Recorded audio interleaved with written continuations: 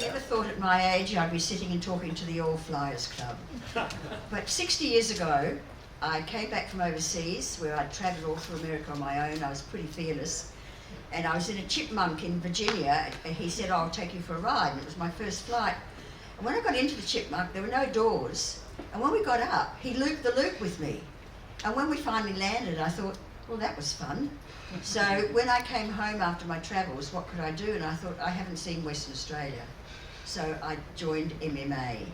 And what I got to show you today is 12 months in my duty on DC-3s. Most of the photos were taken in the back window of a DC-3, which was clear glass. And here that finally Jeffrey Thomas told me I had to put a book, and so did Patsy. So this is the book I put together myself for you. So we'll start first of all now. This is where we flew. MMA had extraordinary, just about every country town in Western Australia we flew. It doesn't come. That's all the cattle stations out of Derby, and they were called the milk run. And we'd go 7 or 8 times we'd land, and the pilots would have to get rid of the cattle on the strip or That's how we learnt to escape from a DC-3. We were given 5 days of training, and that was, I don't know if there are many passengers could get through that window these days, or pilots. And that's Jim O'Brien, some of you may have remembered him. He was teaching us how to apply a tourniquet. This all took place at Perth Airport. Now, I want you to look at that photo. I just gazed at it. I was looking for planes. There's not a plane in sight at Perth Airport in 1961. That was 12 months later, the busiest Perth Airport has ever been. It was the Empire Games, and they were flying in from everywhere. Hang on this.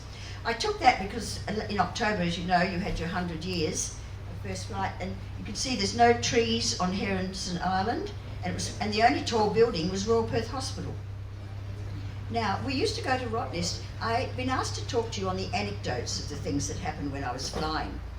Now, on the 11th or 12th of January every year, the DC-3 would fly to Rottnest with the West Australian with the results of the TEE, or the Year 12. And you'd land and there'd be about 100 young people on the tarmac, and the pilot had a special box of these West Australians. He cut it and he threw it down on the tarmac, and all of a sudden the whole plane was with all these children were racing to get the paper. But the funny thing was the results were in the middle, so they just tore off all the sheets of the rest of the West, which filled the airstrip, and of course there was cries of joy and then cries of sadness. But that was... Now, the first time I ever went up north, this was Roy Hill, was the colouring. The light, the colouring of the soil and the earth. And the DC-3, the managing director had them polish the aluminium, and that's why the DC-3 looks so beautiful. Now, the pilots all knew that I really was a bona fide photographer, so if there was anything interesting on the ground, they'd call me up to the cockpit. Now, this is Roy Hill, the mounds of iron ore, but he said, would you watch the compass on the DC-3? And as he flew over it, the compass went haywire, because it's magnetite in the iron ore. Now, Gina Hancock is now mining, her company is now mining Roy Hill. And I learnt last week that her station at Wittenoom, Mulga Downs, she's going to start that iron. Now, Meekatharra has 2 anecdotes. The one I'm sitting in where I'm taking the photograph, it was 2 in the morning. It was ancient iron beds that were very rickety, and I turned over and the whole bed collapsed. Now, it was tin walls in the Meekatharra Hotel, all men. I came out in my nightie with blood pouring down my leg where the bed had cut me. And of course they had funny smirks on their faces, and then they saw the blood and they came to me and had band-aids and we fixed it up. The second time in Meekatharra, we were in a flock of friendship, and normally have 2 hostesses. There was only one, the other took sick. And we were going into Perth Airport when the pilots called me up and said, Perth is fog-bound and we're going to have to land in Meekatharra. So we landed, and then they said, well, if any of the passengers would like to go into the hotels, they'll stay open for them. So half the plane got off and went into the hotels. Now, it was pitch dark, it was freezing cold, so the passengers that were left, you were normally only allowed 1 blanket. But they had 2 because the other people were all at the pub. Then they all went to sleep, they had plenty of space to go to sleep. Then all of a sudden at 2 o'clock in the morning, back came all my very tipsy passengers. Pitch dark, trying to find their seat, having fights wanting a blanket because the others didn't want to give it up. I had to go and escape to the cockpit because I was fair game. And so the pilots went to sleep in the pub. They had to get up the next morning and fly it out. And I had to stay awake all night. And finally we got into Perth.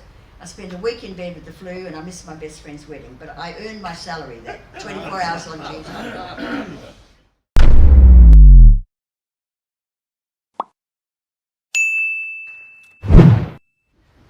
Now this is Yalgoo, yes there. That is Yellow Everlastings and that's the strip. And when I took off I noticed the wheels had made 2 furrows through the Everlastings. And they were the captain and the co-pilot picking Everlastings for their wives. Because it wasn't forbidden in those days. Now Carnarvon, when I took this photo, the cyclone, they had evacuated the whole town and a policeman and a dog were left in Carnarvon. Now built much bigger levees. And so, since the following cyclones, there hasn't been any major floods there then. And that's Carnarvon in the drive when I was there. Now, coming into Whitnoom, it was very calm till we came to come down over the range. And all of a sudden, it got incredibly bumpy. So everyone I'd just fed, a lot of them lost the meal I'd just given them. Now, I love this photo. I think that's the most beautiful aircraft ever designed. I mean, it's just like a silver bird. I think the Americans called it the Goonie bird, didn't they? But it was just beautiful. Now, when we were there, we landed, my first trip with a trainee hostess, we landed at Whitnoom and the pilots came and told us that they said we can't go on, there's a cyclone coming in. So we were marooned for the week because the gravel strip got so soaked. So the next day, in the evening, there was 2 men in that vehicle. And there's 2 trees there. Now during the night, that tree started to waver, it was going to be washed away.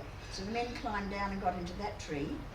And then the next morning, that's our crew, John Casson and Joan Lovelace, and that's the people who rescued them from across there. And their car was about half a mile down the road. But look at about 2 feet of rubble. Now the women told us afterwards, who had houses in the gorge, that the whole gorge was like Niagara Falls, and they opened their windows to let the water go right through their houses. That's what you do. You play on blue asbestos and sand when you've got nothing to do with Whitnoom. Get this.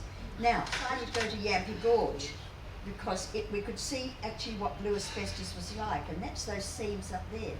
But when we're going along this road, which has no cars, very little cars, and all of a sudden there was a big caravan on the road and we couldn't pass it.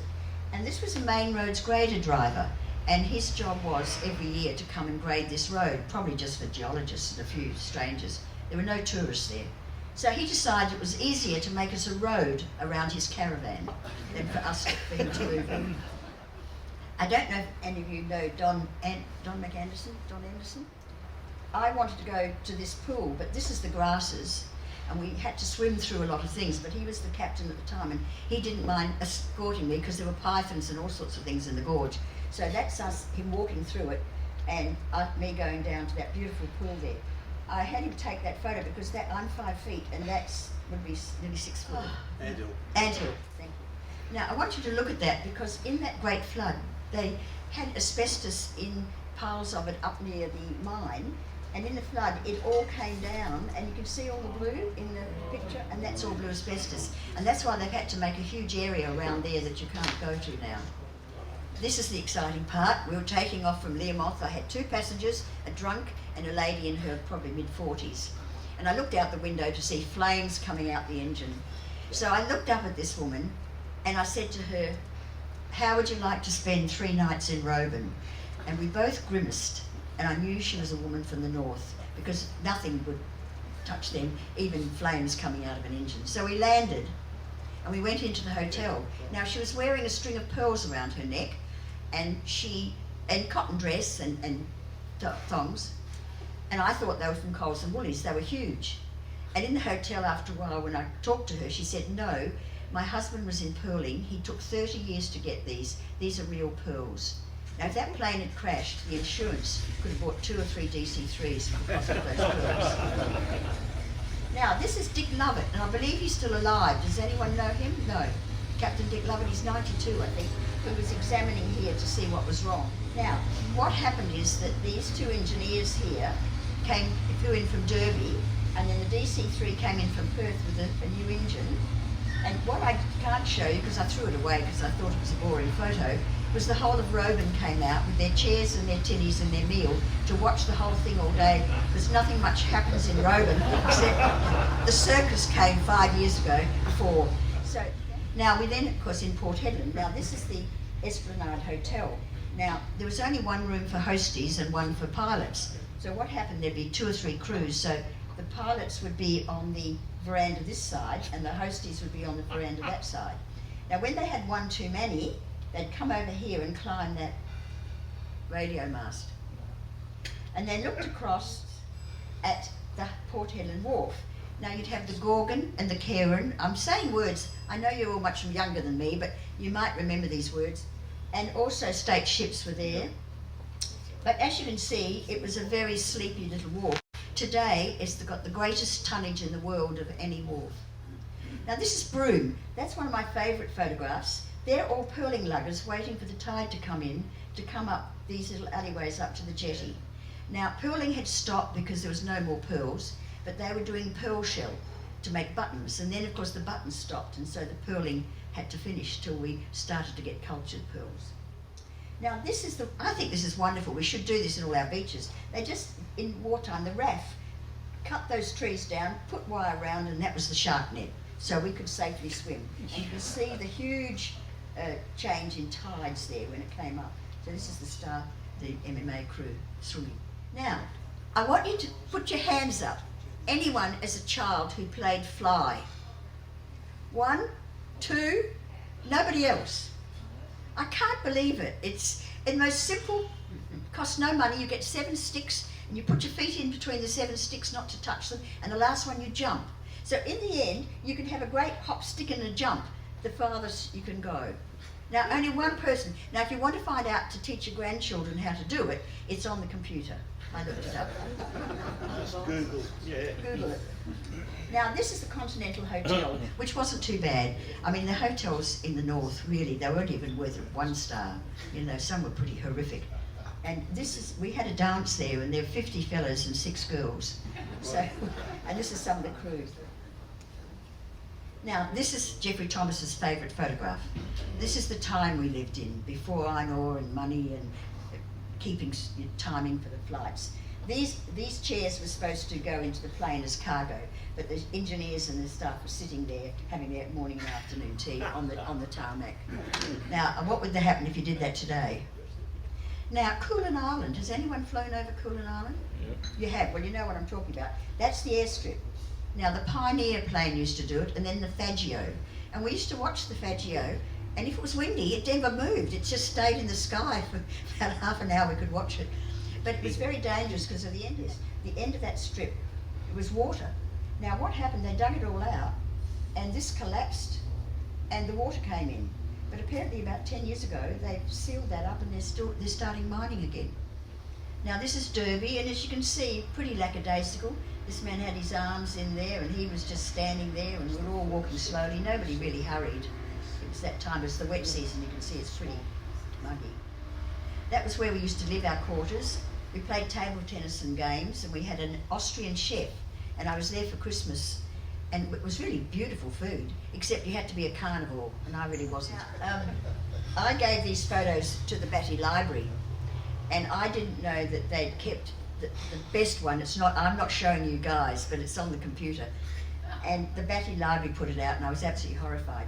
But when I was in Derby, the boys knew that I would go out and do things with them, and this was catching little tiny fish with guns. They'd stun them when the tide was out, and then when we came in, we'd all slide down to pick up these little fish to use as bait to catch barramundi. But we had a lot of fun in the mud. This good lady's still alive up in Now, does anyone know in Derby if that's still there? It's the memorial to the plane that went in, the Royal Flying Doctor plane.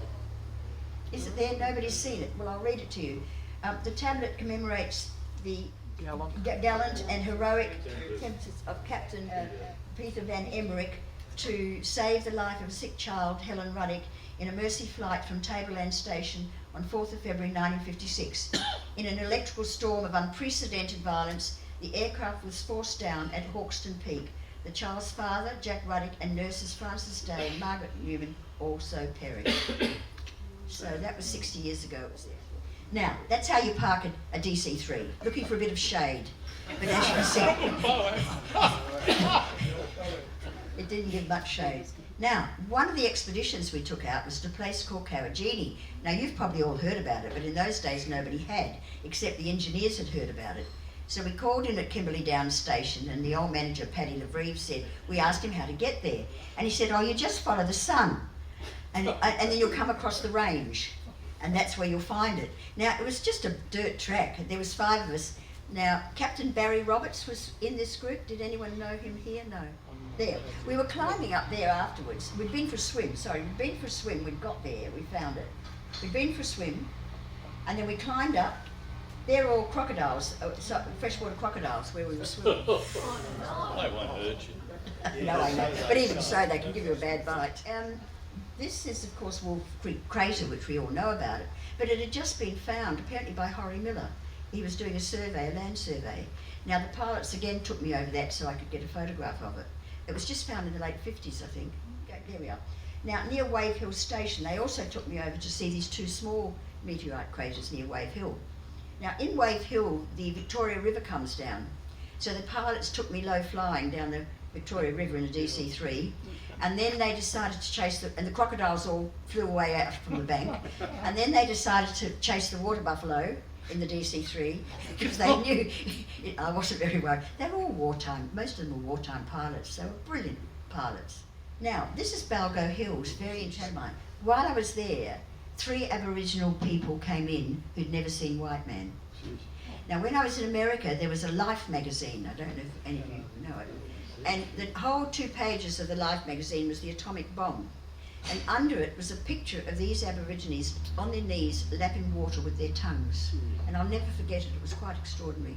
Now, I'd never seen that before I saw it. I thought I was finding something unique. But you don't see it in magazines or books. It's called the Fliers Cross.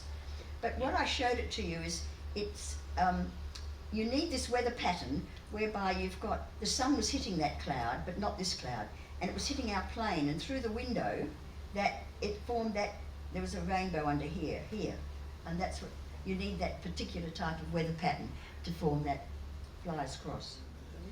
This is another favourite one. This lady, Mrs. Delau, only every 2 months did the plane come in. And it was an incredibly lonely existence these women had. They were really strong women. I admired them greatly.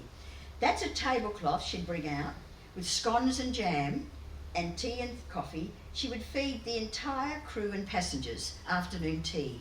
And that was her socialising. Wyndham, the pilots came to me and said, we're going to land here. There hasn't been a plane landed for 3 weeks. We think we may get bogged. So would you check everybody's seatbelts again? We came in quite safely. This photo you'll never see again. That's the Ord River in Spate, in full flood, because that next year the diversion dam was finished, and then the Ord River Dam. And so that is a very rare photo now. Kununurra bow shed. This Kununurra bow shed, what's so interesting about it is that held the Queen the next year. She landed in Kununurra to see the diversion dam, and that's where she landed. Next one. Then we flew off to Darwin. I did 2 lots in Derby, in the wet and the dry. Now we landed at Port Keynes, now Wodaya mission.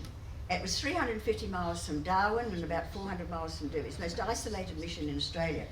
Now, these nuns on the left were the teachers before World War II, and they were evacuated because of the Japanese in World War II.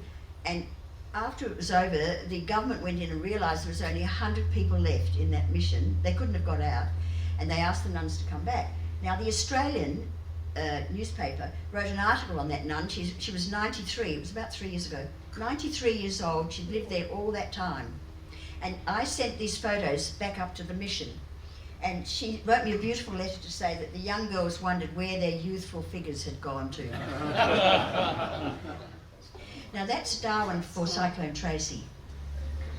So it's interesting because most of those buildings were wiped out. I was at the end of my time in MMA, I was asked to open a tourist bureau for the West Australian Government for 3 months in Darwin. All expenses paid. I had all these wonderful holidays, and I was taken. There was a dove in Darwin. This was the dove. Now the dove, Captain Ray Brindley was the pilot, and he went to all the islands off Darwin where all the missions were. He said, would you like to go on a trip with me? For nothing, of course. And I said, yes, I'd love to see all these places. So we'll talk about this one anyway. Now, whenever we landed, I always called the pilots, this was their fan club, to come and greet them, because all the young girls came out to the plane whenever we landed.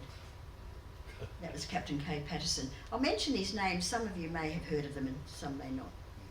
Now, this is very interesting. This is a rock called Nimbawa. Has anyone ever seen it here in Arnhem? Very interesting because it's about 85 feet tall, and there's two faces on it. They look Aboriginal. The pilots took me there specially for me to get a photo of these two faces. And when I'd taken them, they said to me, now, if these are shown in Perth, and they ask you, how did you get so close to that rock, you tell them you had a long angled lens. I learnt later that there was a rock, another rock under us, and to get that, they had to just skim over the other rock. Now, I was going through 2,000 slides today to try and find things on pilots, and I actually had a photo of the rock. I had discarded it because the faces weren't there, but I could see the rock. These are some of the planes, the Grumman Gulfstream, an 8-seater. Essington Lewis was the governor. He was in it, but he died that year. And there's the Dove. And there's the 707 in Darwin with the Fokker. And I always think of these as Mickey Mouse Airlines. The nose just looks like Mickey Mouse. Yep. Now, I tried to find pilots for you. That was Captain Harold Rowell, who landed the Fokker on that DC-3 strip and got told off, but he did a brilliant landing. He saved the plane and the crew. And then down in Perth, they told him off, but he took it off again too afterwards. Because it was night flying, and they got all the cars out, I think, to light the airstrip so he could land safely. And the other one was a Ken Marshall and Captain Don Anderson. When we were marooned in Whitnum, he was always prepared to go climb up in the hills and the mountains, so that's where I got all my best shots, looking down over here. That's Alec Whittam with Scruffy the dog, and that's Reg Atkins at the top in the plane. And when they closed the hostel, Reg took the doc down to Perth, and he lived, I think, another 5 or 6 years with Reg Atkins. That was supposed to be the finish to make you all laugh to go away, but can you all read it? Okay. Now what I'll do is just tell you the rest of the stories that we've missed in the slides. I mean, we're probably all old enough here to remember Bluey and Curly. And that's Barry Roberts, Bill Patterson, Kevin Dinsdale, Bill Anderson, Sid Goddard. I didn't take people. I was very, very embarrassed. I like taking people when they don't know they're being taken. That's my sort of photographs. Now, because we've passed through a lot of these photographs, they are all in the book, okay, if you've missed them. And we were in Halls Creek, and a TAA DC-3 came in with tourists from Melbourne. And the Halls Creek decided to put on a corroboree. So we all sat around the campfires, and it was a terrific one because all the Aboriginals were still very, how to make the really true corroborees. And about 11 o'clock, we all walked to the hotel.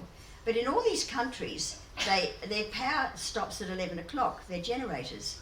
So there was no warmth, and there was no heating in these towns after 11 o'clock. We got back, it was freezing cold in Halls Creek. These poor passengers from Melbourne were absolutely frozen, so they wrapped themselves in blankets and walked all round Halls Creek to keep warm before they took off the next morning.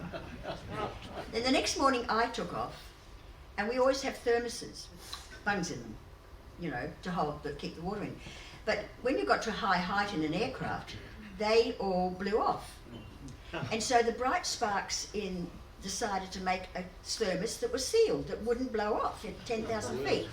So I'm taking off, no passengers, and I go to get the tea and coffee for the pilots. I open it, and boiling water goes all over my face. So I had some white cream I put all over my face immediately, and I'd had put makeup on before, which they think helped. Went up to the cockpit, and the pilots thought I was doing my beauty treatment. And I said to them, look, I've had this boiling water. And they said, well, we've got to stop at Wyndham and pick up a passenger, but we won't stop the engines. We'll just stop and they'll throw him in the back seat. So they did that, landed in Derby, and the ambulance was there and took me to the hospital. And a Dr. Holman was there, who later became head of health in Western Australia. But after 5 days, I was wrapped in white rags the whole way. I called it my mummy shots. I was allowed to go to the hotel. That was all right, but I decided to move so I didn't look so horrific. And in walked Dr. Holman, and in front of the entire hotel, he berated me for moving the bandages.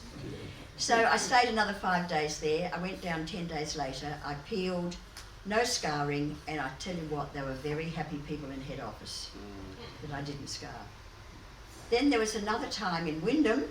I had a woman got on with a 2-year-old child, and she was coughing, the little child, and apparently she had croup, and she was getting no satisfaction. She wanted to go to Derby, but she didn't tell anyone that the baby had croup.